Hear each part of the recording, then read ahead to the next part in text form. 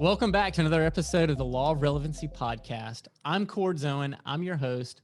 I'm the president of Bake More Pies, a full-service marketing and advertising agency here in Tampa. And today I'm joined by Jeff Gigante, a serial entrepreneur and very successful restaurateur, as well as many other things here in Tampa and around Florida. Jeff, glad to have you Hey, on. Cords, thanks so much for having me, man. I'm psyched to be on this podcast. I've been watching it. Yeah, well, thank you so much, man. You've got a lot of exciting things happening these days. Tell me about your new concept. I do. So, Forbici Modern Italian opened up in June of 2019, about a good 7-8 months, and then the whole world shut down with COVID. So right as I was thinking, I should probably build a takeout business. I had no opportunity or no chance to think otherwise. I had to build that takeout business, and we did. We built from really 0 to 3 weeks, we built a $55,000 per week takeout business. That's really impressive. The great news about that is we got to be really creative.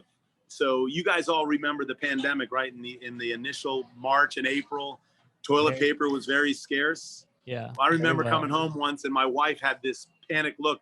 I've just been to 3 or 4 Publix. There's no more toilet paper or paper towels anywhere. I was like, so I picked up the phone and I called my restaurant paper goods supplier. He's like, Jeff, I'm looking at 1,000 cases of 60 roll toilet paper. There's no shortage of toilet paper. So I ordered about 20 of those cases. And what we did was we took our logoed Forbici pizza paper, and it's like a tissue paper, and we wrapped rolls, just dozens and dozens of rolls. So, and we were putting it out on social media. It was a little gift. And we wrote on there, from the bottom of our hearts to your family's bottom, this is a gift from Forbici. Any order of $30 or more got a free roll of toilet paper. And that got, went viral. And we got thousands and thousands of followers. And from that point on, everybody in our little war camp restaurant, because, as you remember, all the dining rooms were closed. Right. So we just had cases of toilet paper and bottles of water. And we started to create innovative and new ways to surprise our customers. Either calling up Peroni saying, hey, I need a deal. So they'd say, okay, well, if you buy 10 cases, we'll give you 20 cases. So I bought 30 cases of Peroni, and we were giving a 6-pack of Peroni with every order over $30. So people would just come in to expect, and that brought them back, because I really believe the creative mind in times of crisis like that are the ones that win. So we just built a great takeout business. And the good news is after May, when we opened back up and had our outdoor tent area, that takeout business never went anywhere. I mean, it dropped probably 25%, but we added another $1 million in revenue to our bottom line. That's incredible. I really prefer to call it the pivot instead of the pandemic, because it was a pivot. Just like what you're saying is, if you're a creative problem solver, if you can, switch it up and resonate with what's going on, you can really get way ahead of the competition. Yeah. And of course, I've been building restaurants in the Tampa Bay area for 25 years, and it's always been one of our core competencies to lift our community up and do, a lot of charity and do a lot of blessing of the community that's made us, so successful over the years. So we did that immediately. We reached out to some of our very, very great customers and said, hey, if you guys are looking for ways to help and just don't know how, we'd love, I think it was $8 or $10 a person, we will deliver healthcare meals to the front lines, all these wonderful heroes that are helping everybody. And so we had several very nice donations. And what that did with us is it gave hope to our entire kitchen and our wait staff that, people are still there.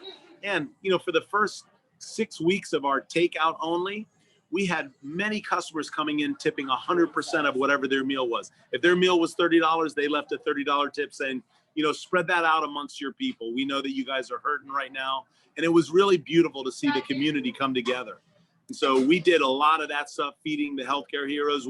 I reached out to Impossible Foods, which is, an amazing company. And they donated 5,000 hamburgers, Impossible Burgers, to us, which, had basically a retail value of about $70,000. Right. And so I'm like, oh man, how are we going to cook 5,000 burgers? So we called the Tampa Bay Lightning down at Amalie Arena, and they're like, we would love to do this with you. Let's do Impossible Saturday. So we fed 5,000 hamburgers in one day out to all these amazing healthcare work, all the different hospitals, the nurse agencies, all those people. And it really was a community building. We had Mayor Castor come down, Sheriff Cronister, and Chief Dugan, and all the firefighters, and everybody came and volunteered their time. And we had other great people like Mark Van Trees with supplying the soldiers came, and he gave Starbucks coffees and Girl Scout cookies, and it was just a huge community building event. And again, that's free advertising. Thinking Absolutely. In my marketing mind, they're like, wow, Forbesy, they're really doing things. So we really staked our claim in the ground here as a new restaurant in town, and we've never looked back. And we're thrilled that Florida's doing better than most of the states. But that being said, we've maintained all of our health and safety protocols through this, all taking your temperature, sanitizing, paper napkins, paper menus, all of those things, because it's important for our staff as well as our customers to feel we're taking this as extremely seriously as possible. Yeah, absolutely. I really like your approach.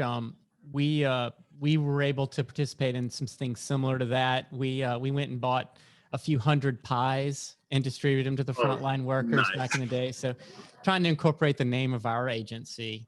So it's true. And it makes you feel good. It makes and certainly those guys that were on the front lines and just with the deluge of people coming in and scared and panicked and not knowing what to do, to see that their neighborhood businesses, the small businesses, and even the big corporations were doing whatever they could to try to lend in and say, we're going to do this together. Together we will beat this.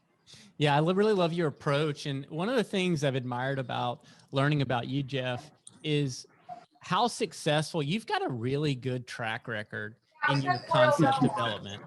Could you tell us a little bit about what that process looks like? Everything, speaking about the name of our podcast here, relevancy, right? It seems like a lot of times your concepts are extremely on point. They're right now. You seem to be very, very successful with picking concepts that are poised to be successful in the moment. Thanks, Cords. I appreciate that. And yeah, so for those of you that don't know about me, I co-founded a group here called Chicho Restaurant Group. And we had about 13 different concepts, 24 different restaurants, and we built it over 25 years. I've recently departed from that group. I'm no longer affiliated. I've sold out. It was all friendly. Everything was great. I wish them the best, but I wanted to kind of focus on what my passion was, which was full service concepts and experiential dining. They were going more of the grab and go, take out places, which is great. But again, when you're doing things for passion and for purpose, you want to do things that really inspire you. So full service experiential dining inspires me. And how we've been successful creating concepts over the years is we've always traveled a lot. We would go to Chicago, we'd go to California, LA, Venice, Santa Barbara, San Francisco, New York, all these different towns, and just kind of keep our eye on where food was going. And we would come back and look at our culinary landscape and see what was missing. And so that's really the formula, is to try to stay ahead of the curve and give people kind of that wink and a smile with our new concepts that we were creating. We were the original Roman style pizza. That's what Forbesy is known for, is our Roman style 72-hour fermented dough. Wow. It's unbelievable. It's thick. It looks like the Sicilian, the thick one, but it's light as air. Big pockets and pillows of air in there. And so we created that with a full modern Italian dining room. We do unbelievable steak, veal, fish, shellfish, really great salads, great pastas. And, we call it modern Italian, but if you plopped us right in the middle of Florence, they'd say, hey, we've been eating like this for thousands of years. It's not really modern. It's old, close to the ground. Our product is as fresh as possible. We use mostly locally sourced proteins and seafood and produce. and we just want the food to be as fresh as possible. Well, Jeff, you just became our official catering company here. Let's go. For all Let of me our know what you events here at need the and what office. time. We'll bring it right over. That sounds delicious. I'm going to order a lot of these Italian pies. Awesome. One of the things you just mentioned was about how you were inspired by the full service concept. Yes. When you're developing that concept and you're in it, you know, I know that you're in your business, working your business. How do you measure? It doesn't seem like you're really, it seems like you're really measuring it based off of like whether or not you're reaching that goal of inspiring your patrons. So how do you keep track of that? Like, how do you keep your finger on the pulse of whether or not you're successful on whether you're inspiring your diners? Well, you know, Cords, it starts with building a small spark of culture and cultivating that culture until a burning blaze and, you know, eventually a forest fire all around you. And you do that by hand selecting your people. And, you know, like I said, I've never hired a career dishwasher in my life. I want that dishwasher to want to become, you know, a prep, to want to become a sous, to want to become a chef, an owner, a partner. We want people always looking up, gentle. So we hire every month. We do a hiring campaign because I want that constant gentle pressure up. And when people buy into this culture, Cords, they really believe. I tell everybody, my job as the leader of our restaurant group is for the taking. But you got to come it. You got to come and bring everything that you have to take it because, you know, like I said, we outcare everybody. So that care and concern culture that we build of hospitality, our motto in our restaurant group is every friend was once a stranger. What better business in the world can you bring people together, especially in times like this, right, where you can give them some nice meatballs or some nice mussels and they sit together, they get up, they accidentally bump into a guy. Hey, you look familiar. What's your name? I'm Joe. Oh, we met that one time, and all of a sudden they're chatting up and creating new relationships. So that's what that's the culture of our hospitality. And how we measure that on an outside way is, you know, just like the nuts and bolts of marketing, I'm sure you know. We have our social media teams and our marketing constantly observing all of the review platforms. And not that we're going inside the restaurant asking them, but when we're getting great compliments, we always say, well, we'd love for you to leave that on Google, Yelp, or TripAdvisor. And then we monitor all of those. Open Table's a great platform. And those reviews, we respond to the good ones as well as the not so good ones. And the not so good ones, we reach out and say, hey, you know, we're really aiming to give you a first-class experience. We want the 5-star treatment for you, and we'd love to give you that opportunity to come on back in on us, and we're going to give you that, you know, how we missed it. And again, every review for us is relevant, and it's their opinion, and it's whether the music was too loud, to the meatballs weren't as hot as they normally are. We're always looking to improve upon that, and that's why, you know, we enjoy. Out of 5 stars on Open Table, we're a 4.8, one of the few restaurants in town. On Google, we're a little bit higher. Yelp, we're working on our Yelp, you know, and again, these review sites aren't foolproof. You know, I can tell you what competitor is leaving fake reviews on our restaurants. And again, like I said, you know, it's just part of the business that's not so pretty, but we deal with it. And as I said, you know, I think that across the board, all of the reviews that we've had, we have about 2,000 reviews. Wow. Well, since we've been open, we've served a little over 200,000 customers. So if you think about that, it's about 1% of people that dine with us leave reviews. But that plays a big part into those people when they're new in town, they're looking for Italian, we come up and they start reading the reviews. It's important. So we treat every review as if it's our only review. Yeah. And well, actually you could argue that it's even more than 1% because I bet you some of those 200,000 people came back. Yeah. Oh, sure. Absolutely. Yeah. I love how you pulled in the analytics of it. A lot of times, one of the things we do is we measure sentiment analysis. There's automated tools we can use to measure you know, the entire landscape of social media and all the conversations happening about your brand. And it sounds to me like what you just said, like those reviews are actually real, authentic reviews. And that's a very Yeah. impressive star rating of 4.9. That's really, really good. Kudos to you Yes. guys. So one of the things that that I think that I've been impressed about the work that you've been involved with, you mentioned every friend was once a stranger, and how it's a business that you really love to be in. How do you've been really successful about choosing your partners. Yeah. Sounds like you've got some great partners in your new concept. How do you go about choosing your partners that you're going to do business with? Well, I heard growing up all the time, I was one of those kids that was extremely curious all the time. So whenever I was in and around people that had success, I was the kid sitting down saying, "Can I ask you a few questions?" And the questions were just that. Like, when did you feel like you wanted to quit? When were things so hard? What was the turning point? And a big one was partners. And what do you look for in a partner? And the common denominator of all those successful people that I queried was this. They looked at themselves and their own strengths and weaknesses, and they would fill in their weaknesses with their partner's strengths. So where they were weak, their partners had to be strong. And where maybe the partners weren't so strong, they were extremely strong. And so, outside of my first partnership, which was a complete disaster, which was the biggest life lesson for me, I made sure to correct that and go with a partner who, because again, my partner in CRG was a guy by the name of Jimmy Lanza, brilliant business guy. And at the time, he had 5 of the hottest restaurants in New York City. Came from a strong family. His father was an amazing entrepreneur and businessman, an icon of industry. So they had money. I was a discount lunch kid, grew up with single mom, high school educated, worked her butt off, but we never really had money. So I needed to have somebody with financial backing.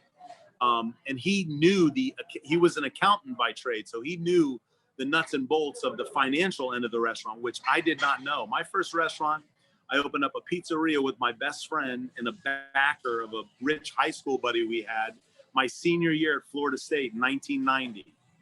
We opened up Gigamo Brothers Pizza, 222 BROS. I'm going to show you. See that? Yep.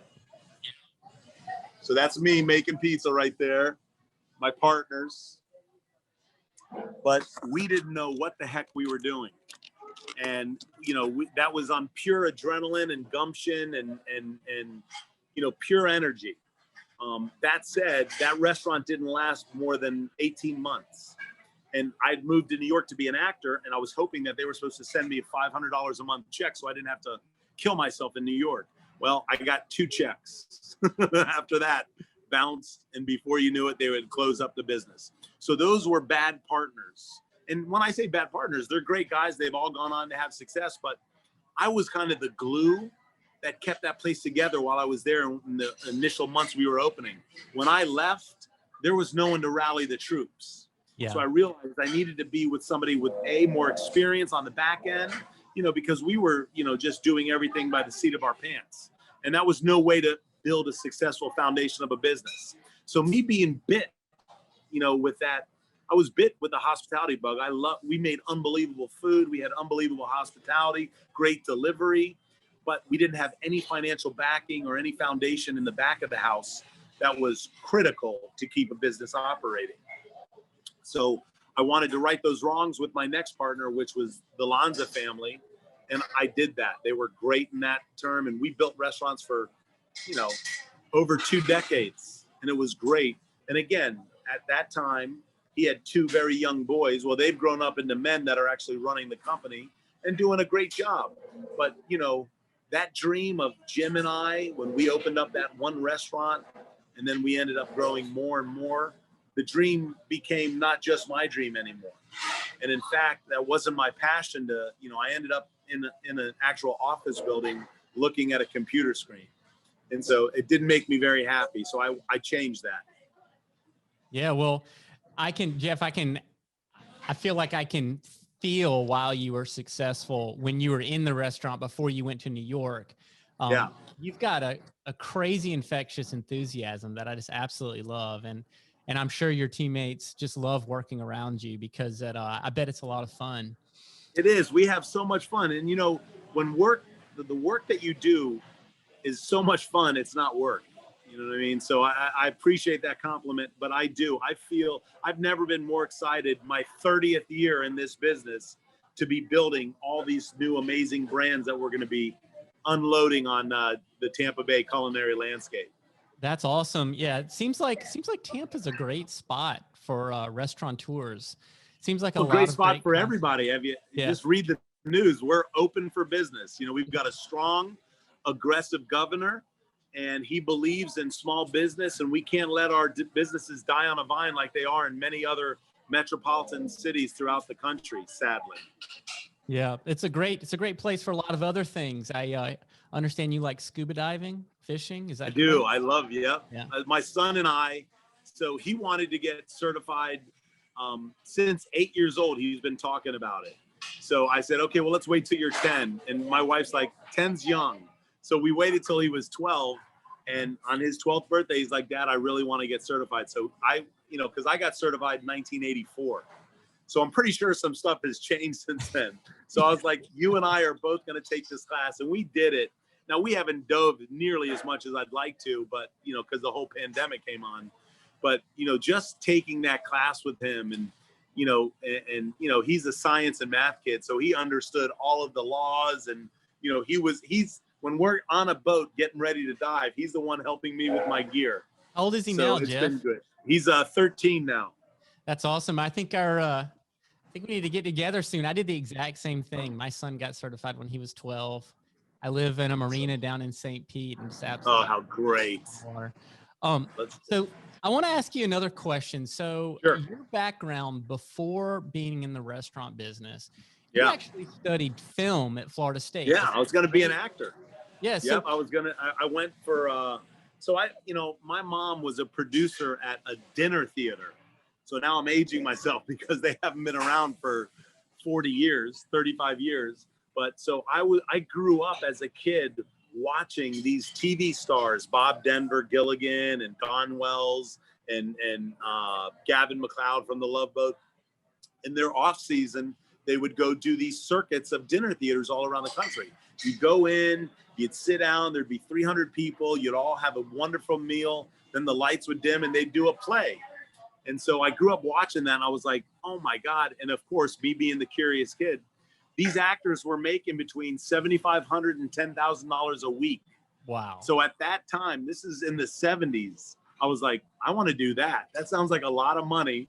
And so my mom got me into that, and I acted all through grade school and doing commercials and in high school. And then I went and I met Burt Reynolds at Florida State, and he was doing the Burt Reynolds Institute for Theater Training down in Jupiter, first year ever. So there was thousands of people auditioned, and I was one of 5 guys and 5 girls that got chosen for that inaugural year. So we worked with Burt and all of his celebrity friends and had a real intensive master program down there in Jupiter, and we ran his dinner theater. And so I was just bit by that, and it's something I really wanted to do. And so that's why I thought it'd be great my senior year. I'll open up this business. It'll be able to pay for my rent and stuff so I can audition and not have to work so hard to pay my living expenses. Well, you heard earlier how that all worked out. But so I got plugged into the restaurant scene in New York working for the Lanzas. And I just fell in love because, like what you just said about me, that great compliment, I saw that with Jimmy and Louie and Anthony, all the brothers, and it's very similar to theater. The lights, everyone's up, everyone comes in, they get ready, they set the dining room, then the lights go down, the music goes up, all the customers come in, and you entertain for that entire 8-hour period. And then everyone goes home, you shut down, you clean up, and you do it all over again tomorrow, every day. So I really love that full service experiential dining element to this hospitality. And so when we got at CRG moving away from opening full service dining, I realized either like it or lump it. And if you lump it, move on, because I wasn't going to, work the rest of my career being unhappy, making a ton of money, but not being fulfilled or passionate about what I was doing. It Well, became work for me. Yeah, that's really interesting because it's interesting how here I am thinking you came from film, but you actually came from film and food originally anyway. Yeah. One of the things that I've always been impressed about with the concepts that you've been a part of is in the film industry, they call it character development. But in the marketing world, it's called a brand. So are there any ways where your film background has informed your current life? 100%.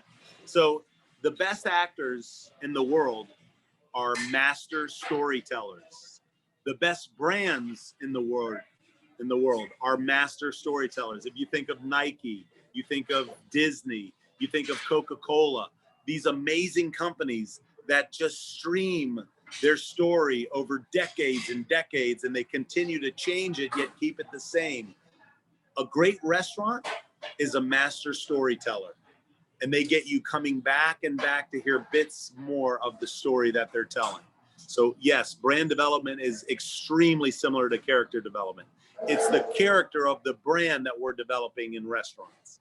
And I've used that for all the other businesses that I'm affiliated with and that I've built over the years. If you can be the best storyteller in the industry that you're in, you will have job security for the rest of your life. Well, Jeff, I really appreciate you joining us. Normally I ask, do you have one piece of advice you'd like to leave people with? But I think you may have just done it.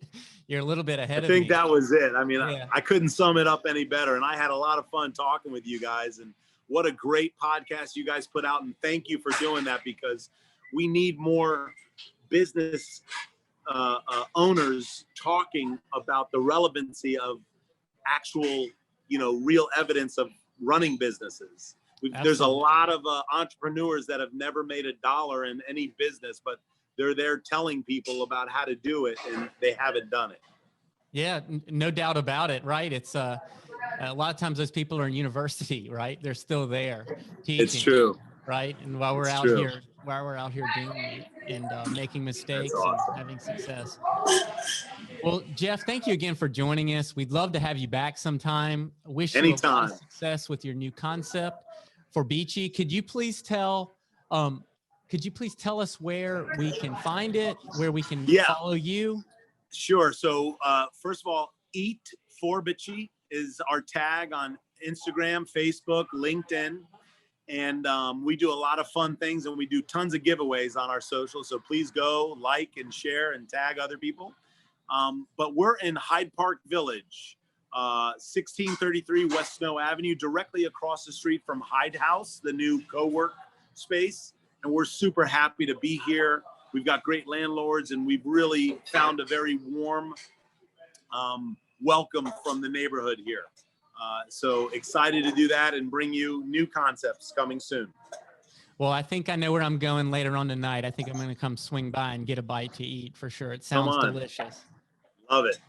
All right, Jeff. Well, thank you again, and hope to catch you around town.